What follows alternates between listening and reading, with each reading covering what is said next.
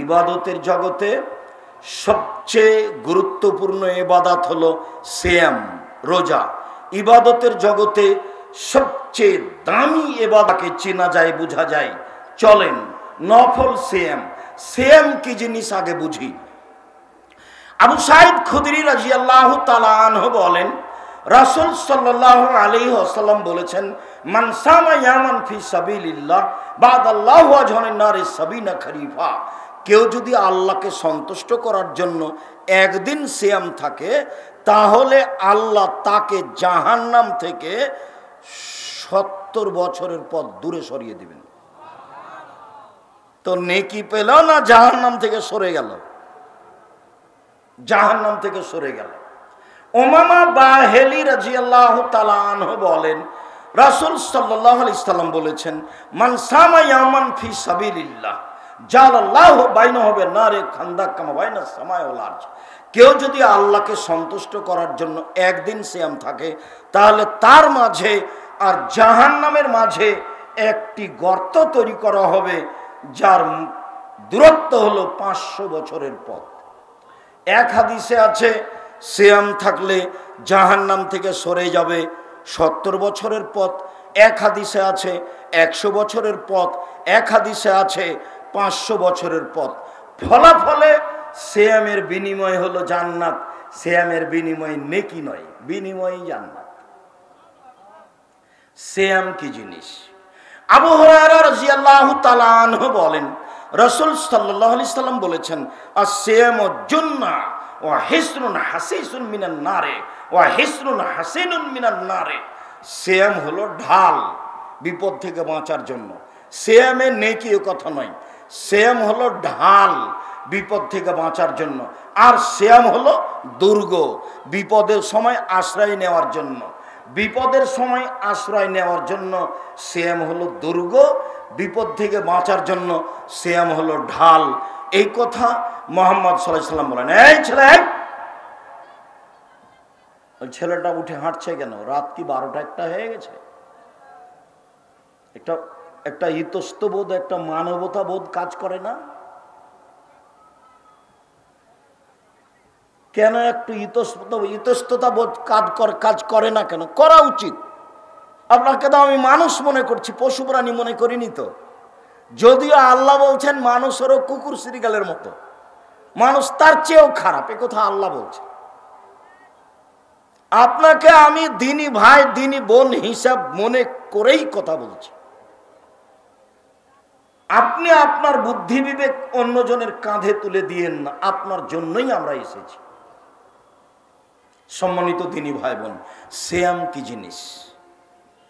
উমামা বাহেলি রাদিয়াল্লাহু তাআলা আনহু বলেন, আমি একদা আল্লাহর নবীকে বললাম, আল্লাহর নবী মুরনি বিআমালিন, আমাকে একটা আমলের কথা বলেন তো আল্লাহর নবী, যাতে আমি জান্নাতে চলে যাব। এইটা হলো দাবি আল্লাহর নবীর কাছে। তখন আল্লাহ রাসূল বলছেন, উমামা আলাইকা বিসওম ফাইনাহুল আইদুল্লাহ, তুমি সিয়াম পালন করো। ইবাদতের জগতে সিয়ামের সমপর্যায়ের কোনো ইবাদত নেই। দুপুরে জানছিলাম সবচেয়ে ভারী ইবাদত ভালো চালচলন। এবার জানছি যে ইবাদতের জগতে সিয়ামের সমপর্যায়ের কোনো ইবাদত দুনিয়াতে নেই। আবার উমামা বাহেলি রাদিয়াল্লাহু তাআলা আনহু বলেন, আল্লাহর নবী আমাকে একটা আমলের কথা বলেন তো আল্লাহর নবী, যাতে আমি জান্নাতে চলে যাব। তখন আল্লাহ রাসূল বলছেন, উমামা আলাইকা বিসওম ফাইনাহুল্লাহ মিসলালাহু, তুমি সিয়াম পালন করো। ইবাদতের জগতে সিয়ামের সাদৃশ্য কোনো ইবাদত নেই। এটা সালাত, এটা সিয়াম। এইটা সালাতের সমপর্যায়ের নয়। সালাত সিয়ামের সমপর্যায়ের নয়, এটা ভিন্ন। এইটা সিয়াম, এইটা সালাত। সিয়াম এমন একটা ইবাদত, পৃথিবীর কোনো ইবাদতকে বলা যাবে না এইটা সিয়ামের মতো। হজ সিয়ামের মতো, সালাত সিয়ামের মতো, দান খায়রাত সিয়ামের মতো। সিয়ামের মতো ইবাদত পৃথিবীতে নেই। একটা ভিন্ন ইবাদত হলো সিয়াম। চলেন দেখি সিয়াম কি জিনিস। সাহল ইবনে সাদ রাদিয়াল্লাহু তাআলা আনহু বলেন, রাসূল সাল্লাল্লাহু আলাইহি সাল্লাম বলেছেন, ইন্না ফিল জান্নাতে সামানিয়া আবওয়াব মিনহা বাবুন ইসমুর রায়্যান লা ইয়াদখুলুহু ইল্লা সাইমুন ইজা দাখালা আখিরুম উগলিকা। জান্নাতের দরজা হলো 8টি আর জাহান্নামের দরজা হলো 7টি। জান্নাতের দরজা হলো 8টি আর জাহান্নামের দরজা হলো 7টি।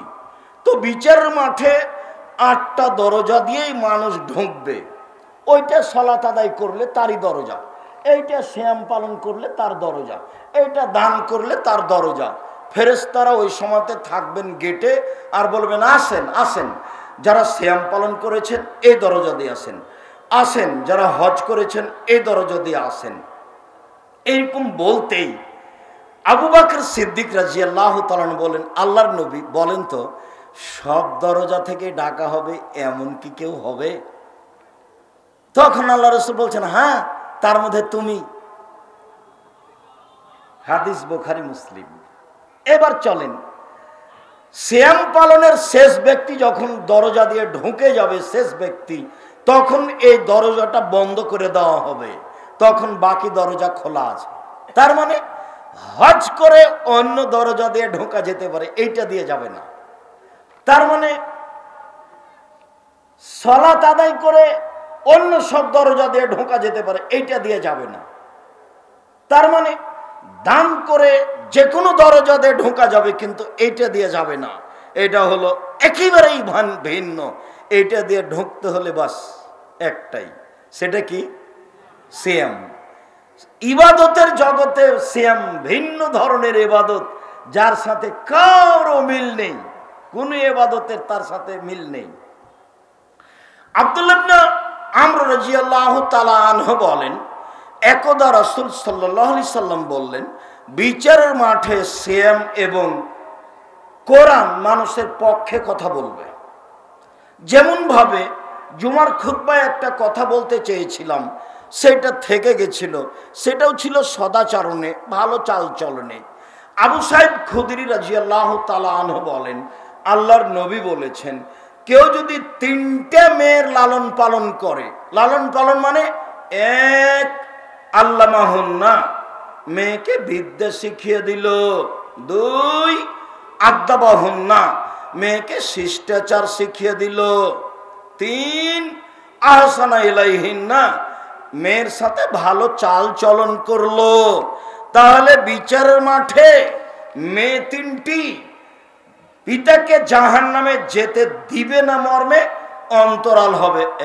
এই যে ওদিক আছে জাহান্নাম, এদিক আছে পিতা, মধ্যে আছে মেয়েরা। আগে আমার পিতাকে জান্নাতে দিতে হবে, তারপরে কোনো কথা। এই যে বেঁকে বসলাম, তো একজন মুসাল্লি বলছেন মিরপুর 12তে, আচ্ছা ভাইজান, একটা মেয়ে হলে কি এটা হবে না? তাই আমি বললাম, কি বলি আপনাকে, মানুষকে যে কোন ভূতে ধরলো, মানুষ কেন বুঝলো যে একটা ছেলে একটা মেয়ে হলে যথেষ্ট?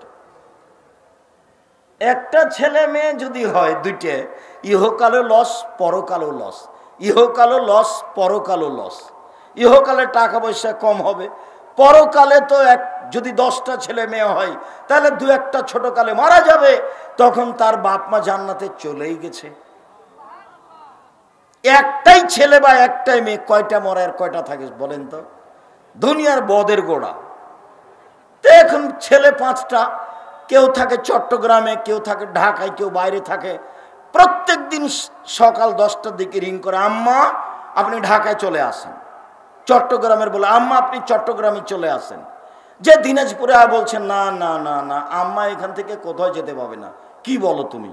তোমার কাছে আম্মা সব সময় থাকবে, আমার কাছে আসবে না? দেখেন মা কত প্রিয়। আর একটা ছেলে কথাই শোনে না, বলছে মাকে বের করে দিও, তুই বের হয়ে যা, দেখি তুই সবচেয়ে বড় খারাপ। এইরকম ভুল করা হবে না, বেশি ছেলে মেয়ে নিতে হবে। দেখেন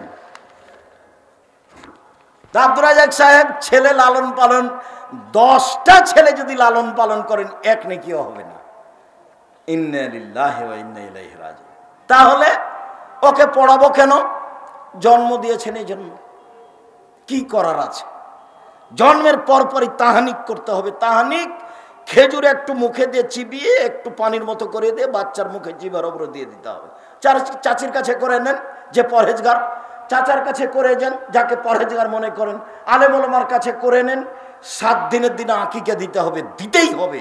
চাঁপাই নবাবগঞ্জের ভাষাতে আপনি তো দিবেন, আপনার বাপকে দিতে হবে, ধার কর্জ করে দিতে হবে, ভিক্ষে করে দিতে হবে। 7 দিনের দিনই দিতে হবে। 14 দিনে চলে না, 21 দিনে চলে না, জীবনে একদিন চলে না। আমি আব্দুর রাজ্জাক বিন ইউসুফ 90 সাল থেকে কোনো দিন বলিনি যে 14 দিনে চলবে, 21 দিনে চলবে, কোনো দিন বলিনি। কানা হোক, ন্যাংরা হোক, টেরা হোক, ভাঙা হোক, কান থাক না থাক, 10 টাকা দাম হোক, 10,000 টাকা দাম হোক, ছেলের জন্য 2টে আর মেয়ের জন্য 1টা, বাস যা হবে হোক। এ তো কুরবানি নয়, এ দিয়ে জান্নাত নয়। জান্নাতের মাধ্যম তো হলো কুরবানি। যেসবগুলো জান্নাতের বড় বড় মাধ্যম আছে তার একটা মাধ্যম হলো কুরবানি। কুরবানি মানে চোখ দেখো ঝকঝক কি না, কুরবানি মানে কান দেখো সুন্দর কি না, কুরবানি মানে পা দেখো ঠিক আছে কি না, কুরবানি মানে লেজ দেখো সুন্দর ঝকঝকে ঠিক আছে কি না, কুরবানি মানে পায়ের খুরটা দেখো কেমন আছে, কুরবানি মানে মোটা তাজা দেখো, বেশ রুচিসম্মত হতে হবে, বিনিময়ে জান্নাত। কুরবানি মানে দাঁত আছে কিনা দেখো, দাঁত নেই, দাঁত হয়নি, দাঁত এখনো উঠেনি, চলবে না। চোখ কানা চলবে না, শিং ভাঙা চলবে না, খুর ভাঙা চলবে না, লেজ ভাঙা চলবে না, হালকা পাতলা চলবে না, সুন্দর ঝকঝকে হতে হবে, বিনিময় জান্নাত।